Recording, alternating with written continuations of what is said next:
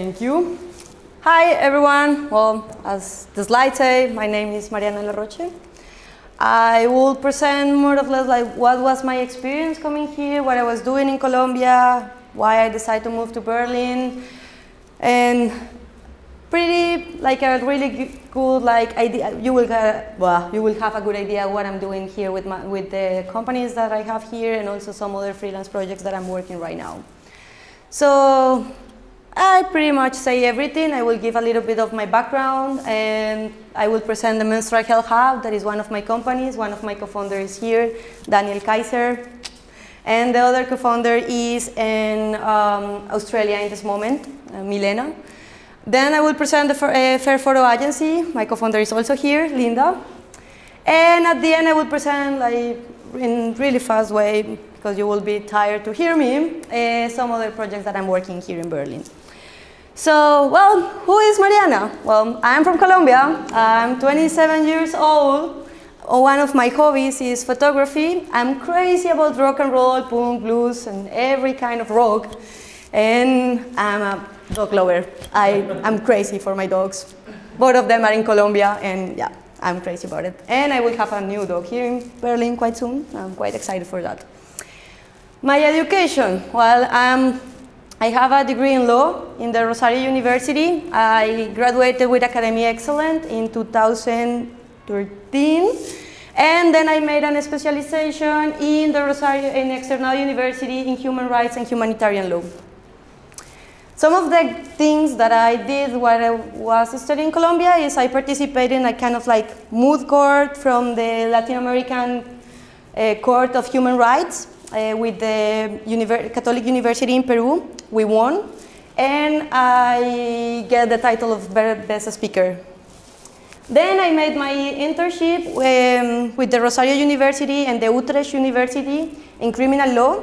We were supporting one of the transitional projects in Colombia.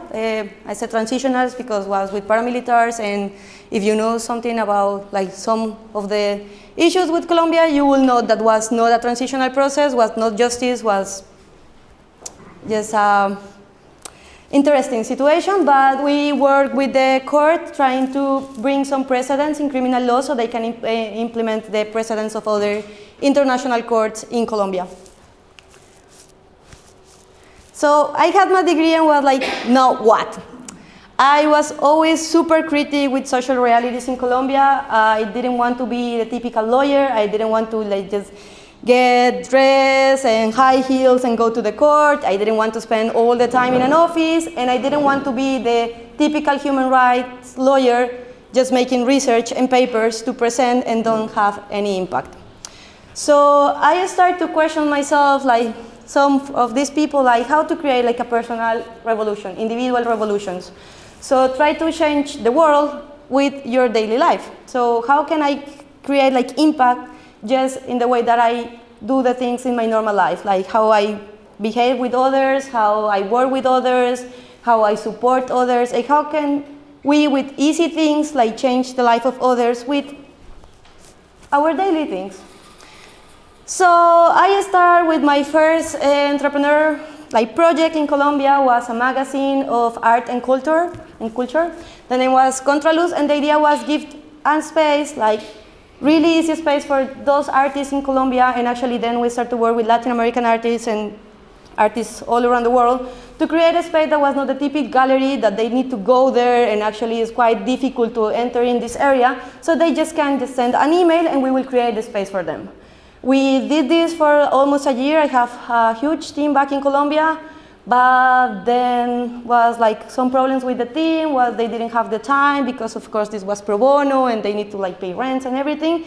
And then I came to Berlin, so the project finished in that moment. Other things that I did in Colombia, I started working as a volunteer when I was in the university with Terre des Hommes.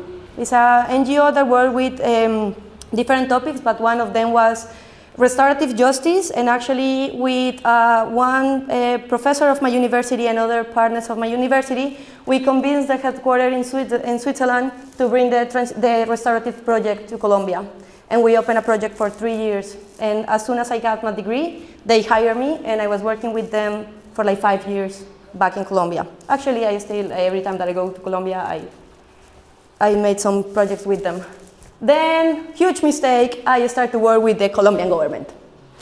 Same area, same everything, but was quite frustrated. I was super unhappy because I spent every day 8 a.m. to 5 p.m. in an office, and I didn't create any impact. Every time that I have an idea to do something with the projects that we were working, the answer was, we don't have budget. So I was quite frustrated, and I worked there for like not even a year.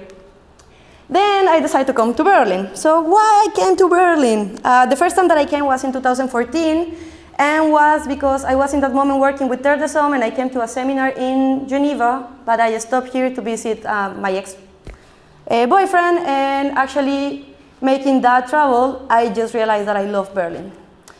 And of course, when I decided to move 1.5 years ago, you always find some challenge. So finding a home is one of the biggest challenges here in Berlin. I think that finding a home is just a matter of luck. I always say that my apartment is a unicorn, and it's because I don't know how I find it. And then finding jobs, like I started working in Italian restaurant, terrible experience though. Then I work in a bakery, and I get up every day at 4 a.m. because I started to work at 5 a.m., so it was quite challenging also. And I was trying to learn German in that moment. I'm still trying, and it was quite difficult. Then I started to work as babysitter, and I worked in that for a long time. But I was working also as volunteer with some of the organizations that I will present later, so I didn't feel that was like so bad to do this kind of thing that was not related with my job and my profession, because I have my volunteering job with these organizations that like incentivate me. Language, I already say, it's like completely difficult. Learn German. I'm trying to put some logic, but I'm still dealing with that. But there's two things that I love about Germany. One, social dynamics. I always on time. And if you're from Colombia, you know that the people is not like that. So I love every time that I arrive to a meeting and the people is already there, because I feel that they respect my time. And the culture, like I feel that Berlin is a super live city. You have everything, something to do. There is a lot of culture, a lot of like everything. So I just love that about Berlin. And since I am in Europe, I started to work as volunteer with the MHH. Daniel gave me a huge opportunity. Like was first moment one when I arrived here. I started with them, and I will talk about what we are doing in a few minutes. I also went to Strasbourg to work 1 month with a refugee project there. I was project manager for 1 month, and being in Strasbourg, I just realized that I love Berlin, and I decided to come back. Then I give some pro bono hours in Go Volunteers for those that want to go make a volunteer job and are looking for like really like nice projects. Go to the website and the platform. Go Volunteers is amazing. They have like every kind of projects, like working for refugees, women empowerment, and a lot of topics, and it's really, really nice. And then I started with the Fair Photo Agency some months ago, like a couple of months, 1 month, 2 months. And with Linda also, we just, she was looking for a co-founder. We started to speak. Actually, it was 1 coffee, and we realized that we have a lot of like good feeling together, and we like to work together, and I start to work with them. I also will explain what we are doing. So, the MHH. So, maybe you will ask yourself like, did she say menstruation, menstrual health? Yeah, well, let me explain you why menstrual health is so important.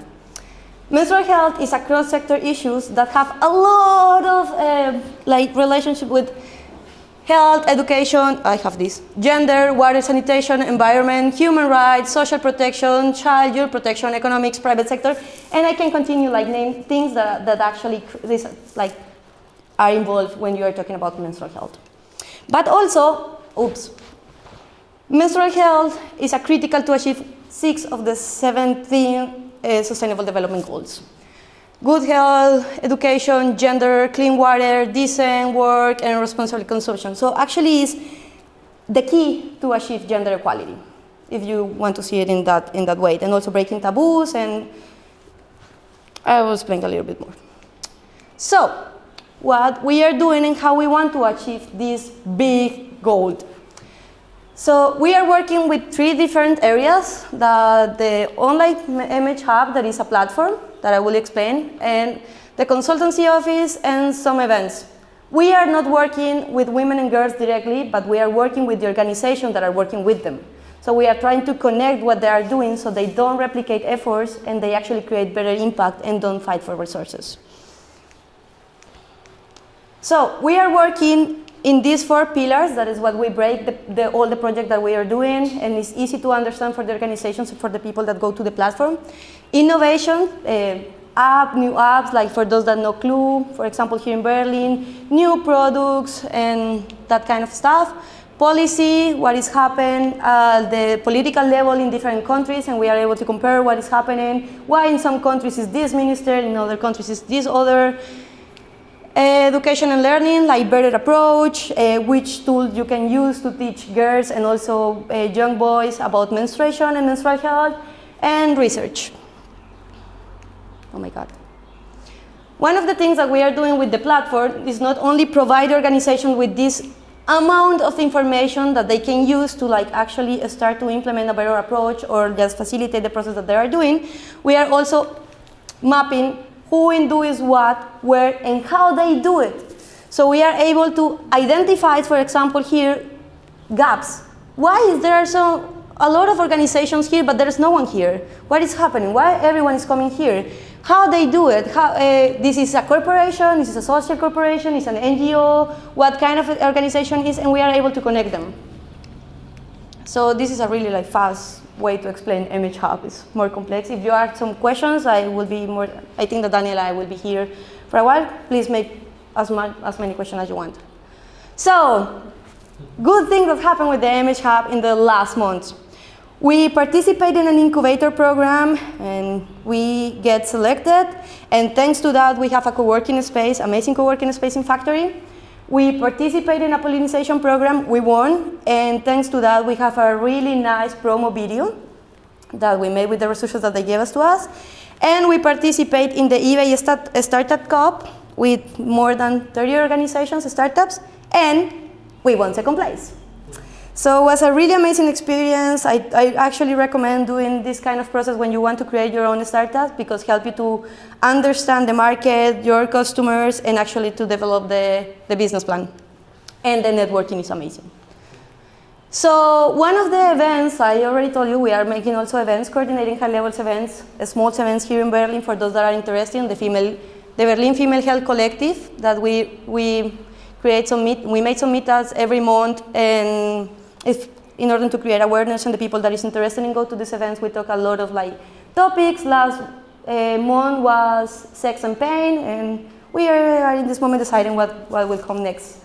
This was last week. The reason that I'm so tired today, we have a huge event in Sweden with, I can say, more than 10 organizations, different types of organizations, companies, working together to decide how we can actually create impact or escalate the impact of these organizations working in East Africa.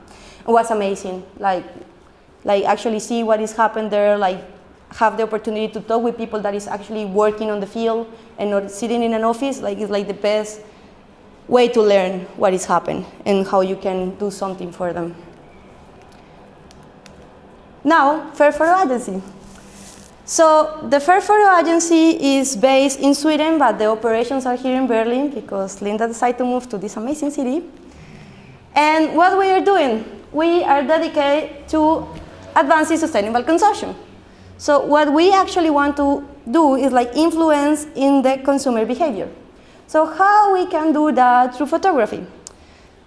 We actually are a consultancy, an agency photo. We work as any other agency photo, but we break our business in 2 things. One is agency service and the other is projects.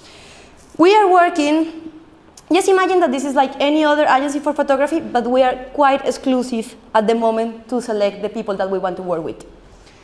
So we are working with 6 principles that are the base of everything that we are doing. So fair trade, female empowerment, peace building, organic food production, animal protection, and reuse, recycle, and uncycled materials. I always have problem with that word, sorry. One of the things that we are doing also with organic production and animal protection is incentivate to be more vegetarians and vegan food. So we are working only with companies or clients that are aligned with one or more than these principles. So how works the Fair Photo Agency? Just we can create an example, so make it easy to visualize for everyone. So if you are a company that are aligned with these principles, you can just go to our platform, present your project, say I'm looking for a photographer, and I want to make this project with this kind of photographers, and I'm looking for this kind of photographer. So then they put all the information about the project that they want to make, and the photographers all around the world that are subscribing for us is for free. If you are a photographer, can apply and pitch the projects to the company or organization. The organization can select what they want to do, and they start a relationship between the photographer and the organization in order to create the perfect photography. Our projects. We have in this moment 2 projects. It's also aligned with our principles. I will only explain this one because I don't have enough time. And is the Bangladesh initiative. So Linda gets some information that proves that a photo that a woman sells in our platform and is living in Bangladesh, if she sells 2 photos, is 1.5 months of salary if we pay with European standards. So what she's doing is working with these women, trying to create connection between clients here or clients working there in order to sell the photographies that they are making and improve the conditions of life that these women have in their home country. Again, if you have more questions, we will be more than happy to answer. I know that I'm going super fast with a lot of information, but we will have time to answer your questions. So, other things that I'm doing in Berlin since I arrived, I get a scholarship for Mentor Me. That is a program that we're in Germany, and Austria, and Swiss. Just leave it like that. And what they are doing is training young women professionals to be better professionals. So I'm doing this program for almost 6 months, and actually it's an amazing program. It's everything in German though. They help you to connect with other people that is working in your same areas. They train you to negotiation, with taxes, with business, with every kind of a skill that you will need in your professional life. They help you to build it. Other projects that I'm doing right now are these 2 projects. I'm working with these 2 projects as freelance. One is Cube. Cube is a company that connects startups with investors, and they do it with different events or approach. Now we have the Cube Tech Fair that will be in May, in the middle of May, with more than 150 organizations working with technology, specifically with Learn Machine, blockchain, and cybersecurity. And sorry, I have also a lot of information in my brain in this moment. And yeah, so we are coordinated that event, we coordinate hackathons, and we do a lot of events to try to help startups to get funding. And I'm working full-time with them right now as project manager for the next 2 months. And the other is the European Academy for Taxes, Economy, and Law. And I work with them some days per month. I help them to host some events related with these 3 topics, and I also evaluate the speakers, the participants, and the content that they are presenting in the seminars. Okay, lesson learned. When I arrived to Berlin, one of the things, I was in Colombia in so comfort, a status quo, that I always was a little bit afraid to take some risks.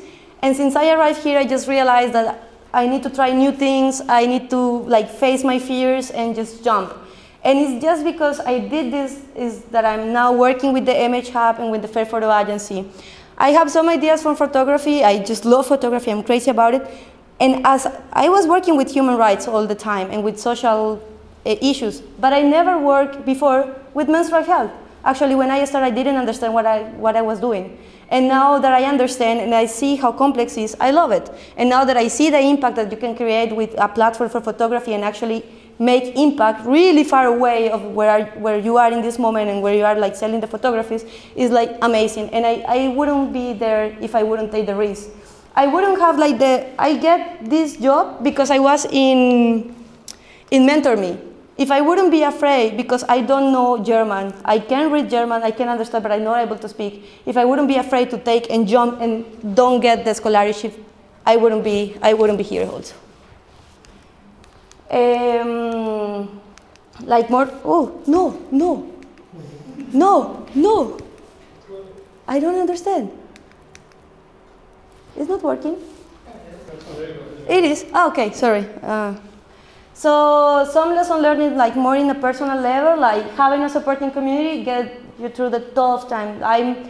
I'm so happy to have my friends here, like Alice, Shell right now here. It's like amazing to have the support of them. Like Daniel has become one of my best friends here. Like Linda is another friend that I know that is not only work, but I can actually count on them. And if I have a problem, they will be there. It's like amazing. Like family is, like friends are like family when you are not in your home. And professional networking. For me, it's like the most important thing when you are trying to be an entrepreneur.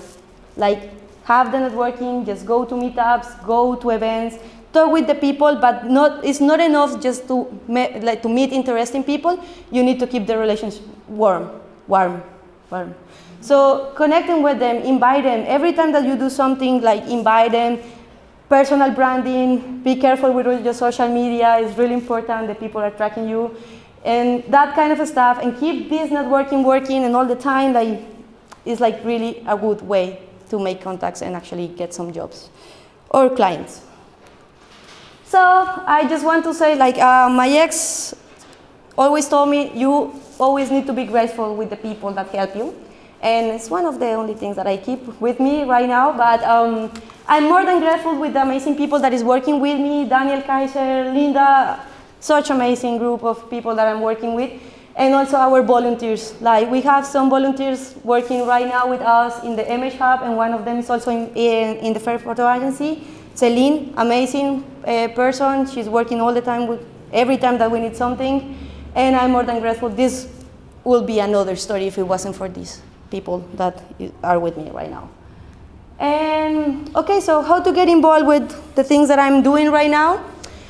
If you are interested in technology and clean tech and cybersecurity and all the things that I already mentioned, please ask me some tickets. I bring some tickets for you, are free, so you can just go to the festival. It's Today Fest like event, and you can go there and meet the startups, meet the people that is working there.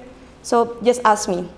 If you are interested in the MH Hub or know someone that is interested in the MH Hub or someone that is working with menstrual health in any of our areas, education, learning, policy, research, please tell them that they can subscribe to our menstrual memo. We send events, like 5 good things that happen in the menstrual ecosystem every month, and also to the Global Register. For those that are here in Berlin, we coordinate the Female Health Collective, so you can just go to our Facebook page and be attentive to what we are doing and actually attend and go and participate.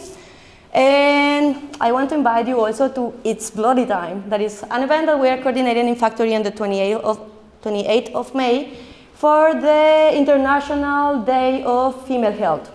So we will have some interesting people presenting what they are doing here in Berlin, and we are more than happy to have you there. If you are interested in the Fair Photo Agency or you know photographers around the world, now we are in beta phase, but we hope to have our platform working full in some close time.